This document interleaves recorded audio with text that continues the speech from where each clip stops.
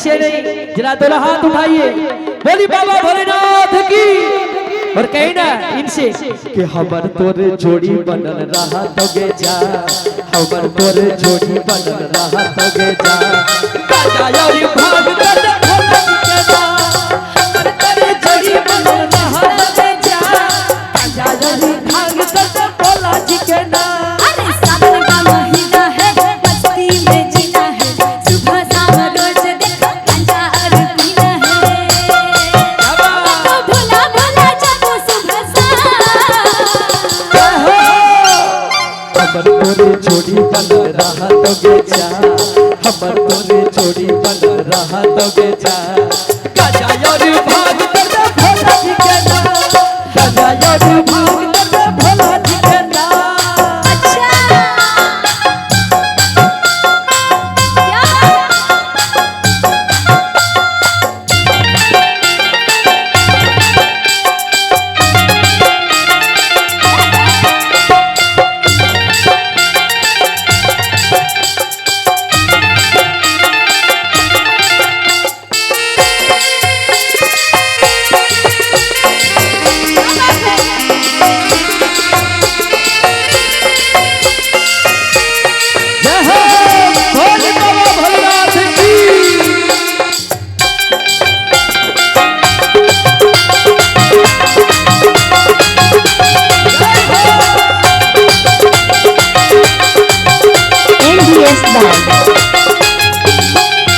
बाबू सोना रे तुम सुनो ना रे, जाऊंगी तेरे घर सूट गेरुआ कलर दिला दो ना रे।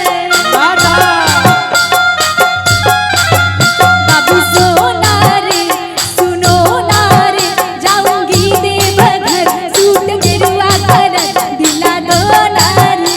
जानकारी ले सोला समारी गे, आवाज़ तू बनी हमर प्यारी गे। अच्छा कारी ले सोला समारी गे, आवाज़ बनी है हमरे कोई प्यारी गे। पूरा करेंगे भोला जी अरमान।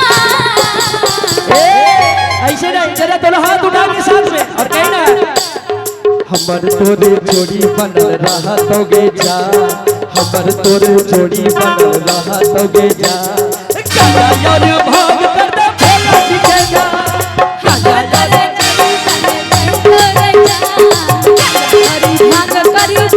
झुके।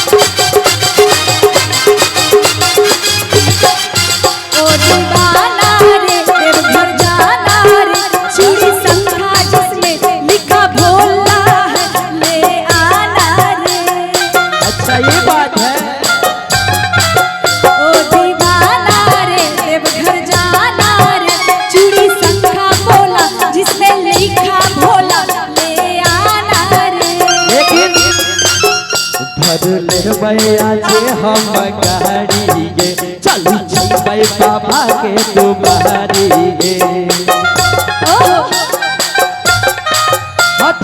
लेबै आज हम गाड़ी गे, चलू जइबै बाबा के तुम्हारी गे। पूरा करेंगे भोला जी अरमान। रुकिए बम जी, किस किस को जोड़ी लगवानी है? जोड़ी लगवानी है अपने। हाँ वो सबसे ज्यादा खुश है, वो इसीलिए आया है, वो खाली इसीलिए आया है कि सब हो के लेकिन आप लोग तो बोलिए कि हमर तरह जड़ी बन जाए भैया एक मिनट, वो जिनको मिल गया वो कहेंगे ना, जिनको मिलवे नहीं किया अभी जा रहे हैं बेचारा मांगने के लिए। और तो बात एक के ना, तलिया एक हाथ से नहीं बचता है, दोनों हाँ, हाथ से जिनको मिल गया जरा जरा हाथ उठाइएगा, अलगों से प्रॉफिट है ना थोड़ा बहुत, तो हाथ उठा लीजिए। जिसको जिसको अच्छी वाइफ चाहिए, देखो काटने फाटने वाली, गड्ढा में धकेलने वाली नहीं, ना ना वो लोग बाबा के पास जाते हैं। जो बाबा देते हैं वो अच्छे ही देते हैं, इसलिए कहीं ना इसलिए हाँ, कि हमर तोरे जोड़ी बन जाई तो बेजान, गांजा और भांग करियो भोला, हमर तोरे जोड़ी बन जाई तो बेजान, गांजा और भांग करियो भोला जी के दान। सावन का महीना है, मस्ती में जीना है, 4 चिलम रोज गांजा सुबह शाम पीना है।